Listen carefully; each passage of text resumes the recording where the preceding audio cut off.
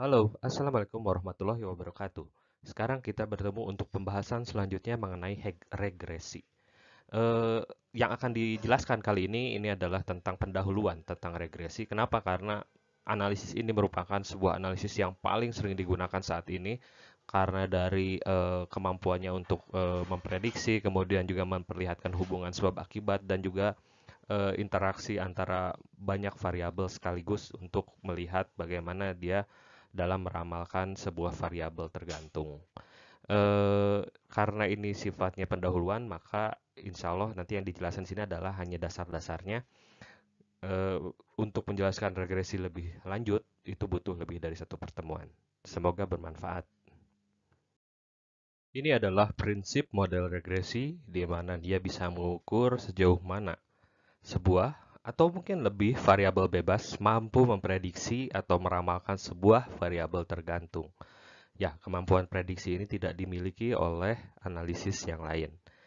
Tapi sesuai dengan kebiasaan dari sebuah analisis uji statistik, kemampuan memprediksi itu tidak lepas dari yang namanya error. Seberapa besar kemungkinannya kesalahan untuk memprediksinya. Kegunaannya jelas tadi membuat model prediksi, mengukur efek sebuah variabel bebas terhadap variabel tergantung setelah adjusting terhadap beberapa variabel bebas lain dalam sebuah variabel dalam sebuah multivariabel analisis. Matematika regresi ini identik dengan ANCOVA, masih ingat analisis dari sebuah kovariat di mana ada variabel bebas, ada variabel tergantung, dan juga ada kovariat yang mempengaruhi variabel tergantungnya. Regresi linear digunakan untuk memprediksi yang variabel tergantung bersifat kontinus atau numerik, sedangkan untuk yang kategori kita menggunakan regresi logistik. Nanti kita akan lihat sejauh mana perbedaan antara regresi linear dan regresi logistik di akhir dari slide ini. Jadi berikut ini adalah sebuah konsep dari hubungan sebab akibat antara X dengan Y. Konsep ini merupakan konsep yang umum dalam sebuah analisis statistik, mulai dari chi-square, kemudian juga t-test, ANOVA, dan seterusnya yang sudah kita bahas sebelumnya. Biasanya menganalisis bagaimana hubungan antara kedua variabel, antara variabel bebas dan juga variabel tergantung. Di sini, kalau kita lihat variabel bebas atau variabel eksplanatorinya di sini adalah X, sedangkan variabel tergantungnya atau yang disebut dengan variabel outcome itu disebut sebagai variabel Y. Nah, analisis statistik yang sederhana itu hanya bisa memperlihatkan hipotesisnya, apakah ada hubungan atau tidak ada hubungan. Tapi untuk regresi di sini kita bisa melihat bagaimana penambahan unit X akan menyebabkan peningkatan unit Y. Inilah kelebihan dari model regresi di mana dia bisa meramalkan seberapa besar nanti unit Y-nya akan berubah apabila kita menambahkan unit di dalam variabel X-nya dengan hasil di variabel Y seperti ini. Inilah kelebihan dari regresi yang dibandingkan dengan analisis statistik sederhana lainnya.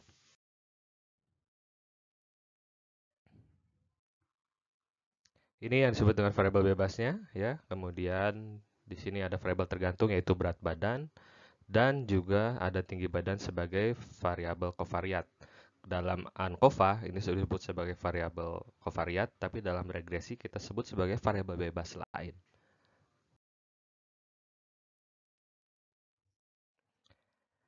Ini sebuah contoh dari bagaimana regresi bisa dipergunakan untuk memprediksi sebuah outcome.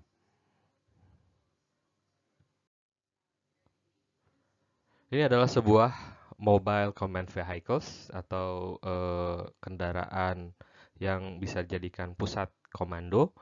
Di sini kita bisa melihat beberapa orang yang melakukan analisis. Apa yang mereka lakukan analisisnya? Ya, analisis yang mereka lakukan adalah prediksi. Prediksi terhadap apa yang akan terjadi berikutnya. Dan ini adalah sebuah contoh bagaimana pengumpulan data, analisis data, dan juga prediksi hasil dilakukan untuk bisa mencegah misalnya dalam hal ada sandera yang akan ada kemungkinan terbunuh, kemungkinan terbunuhnya berapa persen, sehingga bisa kita langsung lakukan tindakan dengan cepat. Kalau kita lihat di sini, mungkin masih ingat ini adalah asumsi yang dipergunakan apabila kita ingin menggunakan ANOVA. Ada banyak asumsi yang harus dipergunakannya, mulai dari jumlah sampelnya, ya, kemudian perbandingan dari jumlah sampelnya, lalu kemudian variansinya di dalam setiap kelompok, lalu residualnya juga terdistribusi normal, tidak ada outlier. Itu hanya untuk ANOVA. Untuk ANCOVA ada tambahan asumsi lain yang harus dipertimbangkan. Jadi setelah asumsi ANOVA ini dimiliki, maka kita harus juga ada asumsi untuk tambahan untuk ANCOVA. Itulah sebabnya kenapa ANCOVA udah lebih ditinggalkan, sekarang lebih beralih ke regresi karena dia lebih sederhana asumsinya. Nah, tadi katanya yang namanya regresi itu memiliki ekuasi, memiliki persamaan matematis yang tidak dimiliki oleh ANCOVA. Di sini, persamaan matematis untuk regresi adalah Y sama dengan A ditambah B X, atau di beberapa buku disebutkan A-nya alfa dan B-nya adalah beta. Seperti apa itu Y, A, dan B di sini? Kita lihat di sini di keterangan yang di sebelah kanan bahwa Y itu adalah variabel tergantung atau variabel outcome, sedangkan X variabel bebas atau explanatory, dan yang disebut dengan A itu adalah intercept garis regresi. Intercept di sini adalah bagaimana garis regresinya itu ada di sumbu Y apabila X-nya sama dengan 0. Namun ingat bahwa bagian ekuasi ini tidak memiliki makna klinis karena di sini intercept ini nilainya bisa minus, ya, sedangkan kita tahu bahwa dalam persamaan dalam status kesehatan tidak pernah ada nilai minus, ya. Kemudian yang disebut dengan B di sini atau beta ini adalah slope atau derajat kemiringannya, ya. Sehingga semakin semakin miring maka semakin besar slope-nya, maka semakin besar nilai B. Apabila nilai B ini positif, maka menunjukkan bahwa hubungan antara Y dan X itu berbanding lurus. Betul, B bisa negatif, artinya bisa berbanding terbalik. Ya, di sini kalau kita lihat, maka di sini kita bisa melihat ada Y A sama dengan A tambah BX, artinya di sini ada perbanding lurus antara Y dengan X di sini. Ingat bahwa garis regresi ini yang saya tandai. Garis regresi ini adalah garis hipotesis dari banyak observed data. Data yang kita dapat, ya. Karena dia merupakan hipotesis, ingat, hipotesis bisa salah. Sehingga garis linear pun ini bisa salah. Jadi kita harus bisa memperhitungkan seberapa besar validitas dari garis regresi tersebut. Asumsi untuk menggunakan regresi sebagai berikut. Dari desain studinya, sampel mewakili populasi apabila kita ingin menggunakan hasil prediksi ini di dalam sebuah populasi yang lebih besar. Kemudian jumlah sampelnya cukup, seberapa cukup nanti kita akan lihat di slide selanjutnya. Lalu pengambilan data variabel bebas dan tergantung konstan, ya. Jadi ada datanya, dan jangan lupa variabel bebas lain pun itu harus kita ambil datanya. Jangan sampai kita memiliki variabel bebas lain, tapi kita tidak mengambil datanya sehingga kita tidak bisa mempergunakan model yang ada. Lalu ada independensi, observasi antar sampel independen, ya. Jadi ketika sampel tersebut masuk, antara sampel satu dengan sampel yang lainnya itu tidak berhubungan. Lalu kolinearitas rendah antar variabel bebas apabila variabel bebas yang diambil itu lebih dari satu. Nanti kita akan lihat kolinearitas itu seperti apa. Lalu kemudian untuk membuat modelnya, hubungan antara variabel bebas dan tergantung bersifat linear, maka dari itu disebut sebagai regresi linear. Masih ingat mungkin linear? Linear itu adalah garisnya lurus. Apabila garisnya tidak lurus, maka kita tidak asumsi linearitas tidak terpenuhi. Lalu variabel tergantung memiliki korelasi dengan variabel bebas. Artinya apa? Sebelum melakukan regresi, kita harus melakukan uji korelasi antara variabel tergantung dengan variabel bebas. Kemudian residual itu memiliki distribusi normal. Apa itu residual? Nanti kita akan lihat di slide selanjutnya. Lalu ada variansi homoskedasitas alias variansinya konstan sepanjang garis linearnya. Lalu tidak ada outlier multivariat yang akan mempengaruhi regresi. Apabila kita temukan ada outlier, kita bisa lakukan beberapa tindakan, mulai dari triangulasi data, kita cek ulang benar nggak seperti itu, atau mungkin kita exclude. Jumlah sampel minimal untuk regresi yaitu paling sedikit 100, lebih banyak lebih baik. Atau apabila kita memang tidak bisa menggunakan rumus lain yaitu 40 kali M, di mana M adalah jumlah variabel. Kalau variabel bebasnya 1, variabel tergantungnya 1, berarti jumlah variabelnya ada 2, 2 dikalikan 40 yaitu 80. Nah, apabila jumlah variabel bebasnya lebih dari 1, kita anggap misalnya jumlah variabel bebasnya ada 3. Berarti 3 ditambah 1 yaitu 4 kali 40, maka 160 sampel minimal dibutuhkan untuk dapat menganalisis regresi. Yang disebut dengan kolinearitas itu adalah hubungan antar variabel bebas. Jadi apabila kita temukan ada kolinearitas atau ada hubungan antar variabel bebas, maka kita harus pilih salah satu untuk masuk ke dalam model karena salah satu persyaratan dari regresi itu adalah persyaratan parsimonius atau seringkas mungkin. Yang disebut dengan kolinearitas atau memiliki korelasi itu apabila nilai dari R-nya itu di atas 0,7. Kalau kurang dari 0,7, maka bisa kita masukkan semuanya ke dalam model regresi tersebut. Variabel yang dipilih jelas adalah variabel yang paling valid, paling kecil kemungkinan errornya, dan paling bisa dipercaya. Kemudian salah satu asumsi dari regresi itu adalah residual memiliki distribusi normal. Sekarang apa itu residual? Ingat tadi bahwa yang disebut dengan garis linear itu adalah sebuah garis hipotesis.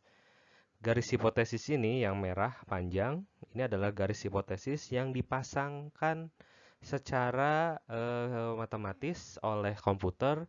Dia jadi bikin fitted line, jadi garis yang paling fit terhadap sebaran data yang ada. Yang mana sebaran datanya? Sebaran datanya ini yang ada yang kotak, ya kotak berwarna merah. Ini adalah sebaran data yang kita dapat atau yang disebut dengan observed variable. Nah, observed variable dengan fitted line ini memiliki jarak. Jarak ini, jarak antara fitted line dan juga observed variable dengan data observed, itu yang disebut dengan residual. Tanda panah warna hitam ini adalah residualnya. Nah, setiap residual ini ya, itu harus diuji distribusinya. Apakah distribusinya normal atau tidak? Apabila distribusinya tidak normal, maka salah satu asumsi linearitas tidak terpenuhi. Sehingga kita biasanya mengklasifikasikan menjadi kategorik dan dirubah menjadi regresi logistik. Seperti apa? Disebut distribusi residualnya tidak normal, ya kita analisis. Ini adalah salah satu contoh dari normal plot, QQ plot, ya. Apabila sebaran residual datanya itu ada di sekitar garis normal, maka asumsi distribusinya kita sebut normal sehingga regresi linear bisa dilakukan. Nah, tapi yang B, C, D, dan E itu adalah asumsi distribusi normal yang tidak terpenuhi. Ya, jadi apabila selain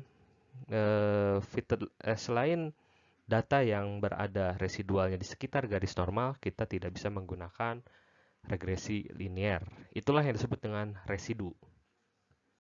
Ini adalah contoh dari sebuah pertanyaan mengenai penelitian. Apakah panjang badan bisa dipakai untuk meramalkan berat badan saat usia 1 bulan? Jadi hipotesis nolnya di sini adalah tidak ada hubungan antara panjang dan berat badan dalam usia 1 bulan. Variabel outcome-nya itu adalah berat badan dan variabel eksplanatorinya itu adalah panjang badan. Di sini apabila kita mengumpulkan datanya lalu kemudian kita analisis dengan menggunakan statistical tools, maka kita bisa dapatkan di sini model pertama. Jelas model pertama gini hanya ada satu model karena variabel bebasnya hanya ada satu.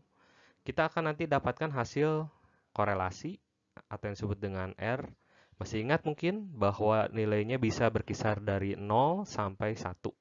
Semakin mendekati 1, maka korelasinya semakin linear. Artinya asumsi linearitas pun bisa kita pergunakan. Kemudian setelah itu kita dapatkan R yang dikuadratkan atau R square. Di sini R square ini menunjukkan seberapa persen variasi Y yang dipengaruhi oleh X. Artinya di sini 50,9% variasi Y itu dipengaruhi oleh X atau berat badan itu dipengaruhi oleh panjang badan. Lalu ada adjusted. Nah, apabila ada adjusted di sini adalah R square yang setelah di-adjust terhadap variabel lain. Kalau kita lihat nilai adjusted R square dan R square itu tidak jauh berbeda. Kenapa? Karena tidak ada variabel bebas lain di sini. Variabel bebasnya itu hanya ada satu, yaitu panjang badan. Lalu kemudian di sini kita bisa melihat signifikansi dalam ANOVA-nya. Jadi otomatis kalau kita mengukur regresi nanti ANOVA juga dilakukan. Di sini kita bisa dapatkan nilai yang kurang dari alfa yang ditentukan, kurang dari 0,05. Maka kita bisa ambil kesimpulan terdapat hubungan linear yang signifikan antara Y dengan X. Kelebihan dari regresi adalah adanya persamaan matematis. Nah, dalam analisis menggunakan statistical tools, kita akan mendapatkan hasil yang disebut dengan koefisien atau A dan juga B-nya. Ya, di sini kita bisa melihat di sini ada yang standardized coefficient dan juga unstandardized coefficient. Kita gunakan yang unstandardized coefficient karena variabel bebasnya hanya ada satu, sehingga kita dapatkan di sini ada yang disebut dengan konstanta atau yang disebut dengan A atau alfa, yaitu minus 5,4. Nah, jadi A-nya disimpan di sini, lalu kemudian panjangnya itu adalah positif 0,178 dikalikan panjang. Jadi setiap pertambahan panjang nanti akan ada perubahan berat badannya. Kolom signifikansi di sini menunjukkan bahwa intercept tidak sama dengan 0 dan slope juga tidak sama dengan 0. Ini untuk uji beta T-nya. Jadi kita bisa melihat di sini bahwa persamaan matematis berat badan itu adalah seperti ini. Ingat, ini persamaan matematis untuk koefisien linearnya. Jadi bukan memperlihatkan kemungkinannya seberapa persen, karena kalau misalnya kita ingin melihat sejauh mana si model ini persentasenya untuk memperlihatkan keadaan yang sebenarnya, perhitungannya harus ditambah, bukan hanya perhitungan model seperti ini. Tapi model tersebut ini sudah cukup untuk memperlihatkan bagaimana berat badan dengan panjang badan yang nilainya positif. Semakin besar panjang badan, maka semakin besar pula berat badan dalam usia 1 bulan. Karena garis linear, ya regression line, itu merupakan sebuah garis hipotesis, maka dia memiliki error. Errornya seperti apa? Errornya itu seberapa besar? Mungkin masih ingat alpha error itu adalah 5%. Artinya 95%-nya itu berada di dalam batasan yang bisa ditoleransi. Nah, seperti apa batasannya? Di sini kita bisa melihat yang di tengah ini adalah 95% confidence interval ya dari pitanya. Dia mengecil, kalau kita lihat di tengah sini, dia mengecil di dalam jumlah sampel yang besar dan dia membesar ya di dalam jumlah sampel yang sedikit. Ini adalah garis modelnya. Ya, garis model yang dipakai untuk memprediksi. Nah, sekarang selain garis model, ada juga garis yang lainnya, yang ini, ya. Ini adalah 95% confidence interval juga. Tapi dia tidak memperlihatkan modelnya. Tapi dia memperlihatkan kemungkinannya. Kalau seseorang memiliki panjang tertentu, maka berat badannya akan tertentu pula.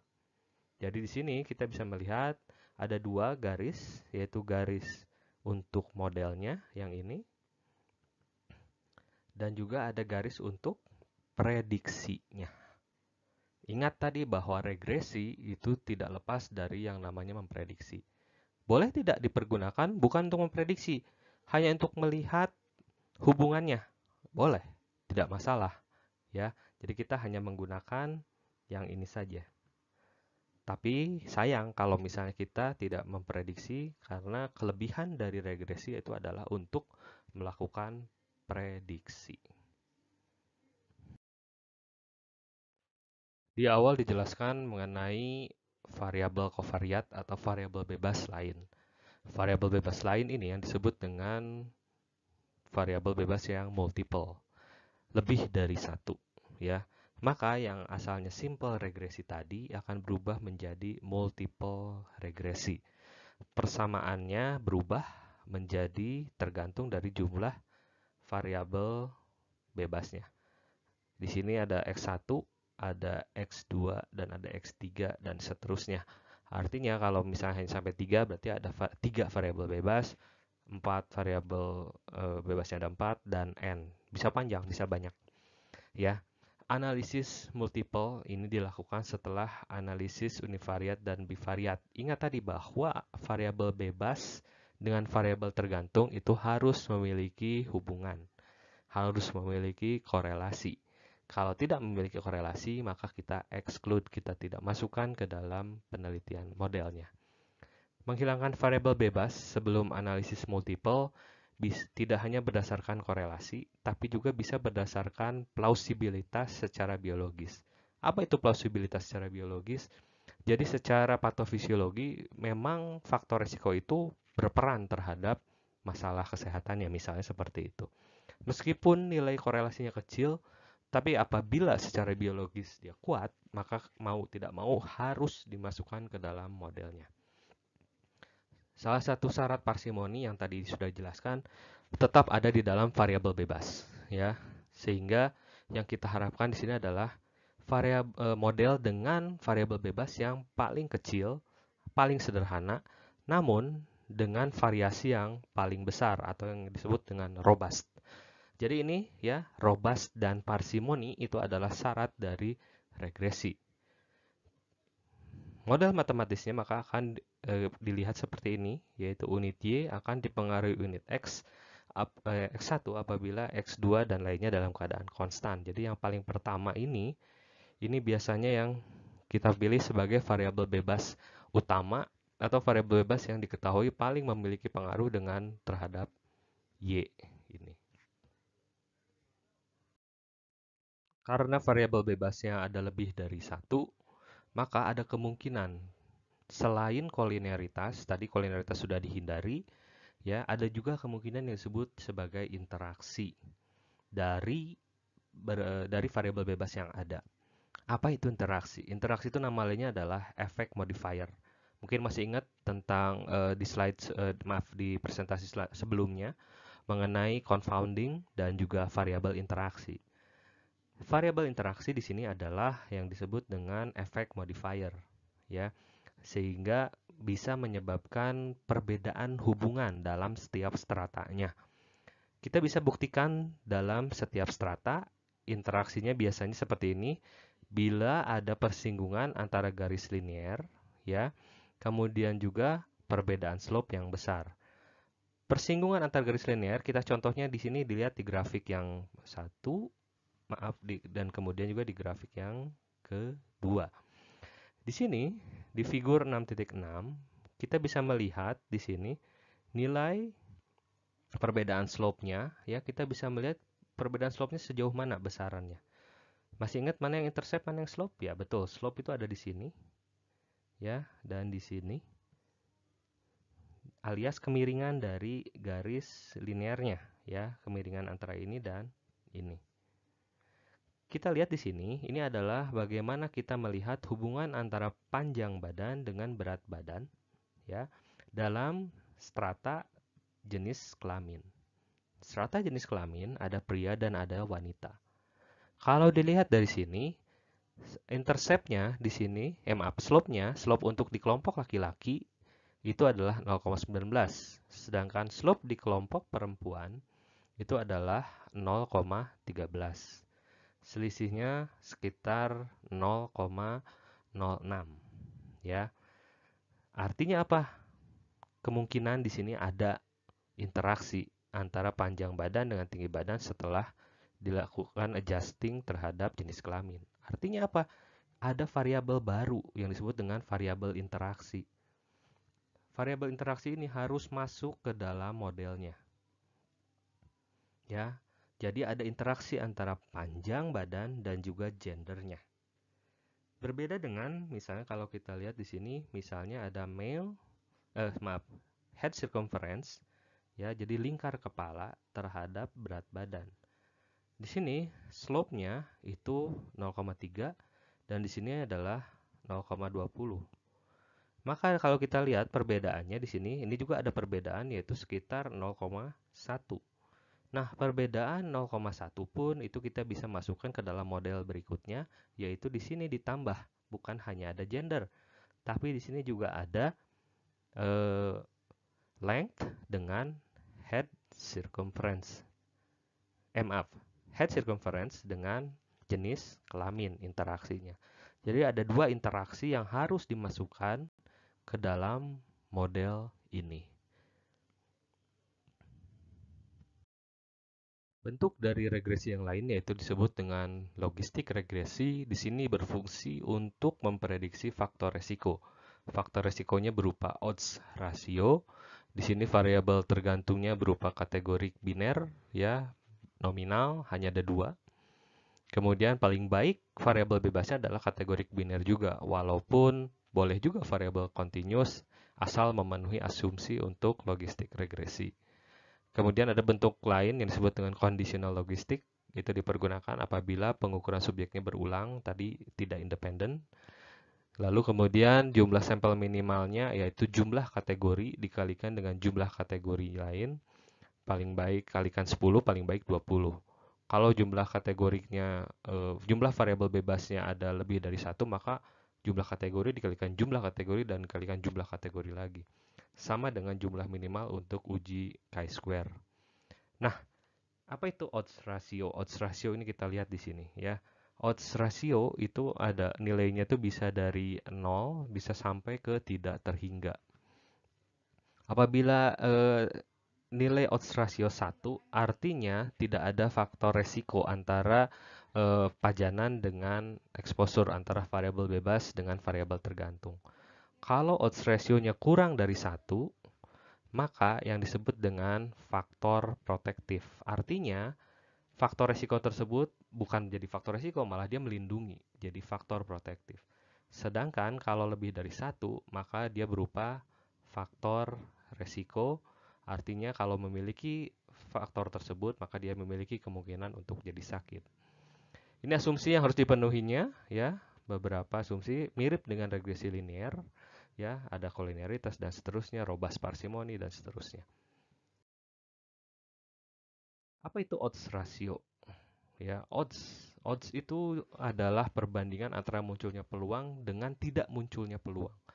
Contohnya adalah odds hujan. Kemungkinan untuk hujan dibandingkan dengan kemungkinan tidak hujan. Odds untuk menang. Kemungkinan untuk menang dibandingkan dengan kemungkinan untuk tidak menang. Lalu kalau odds ratio artinya apa? Perbandingan dari odds.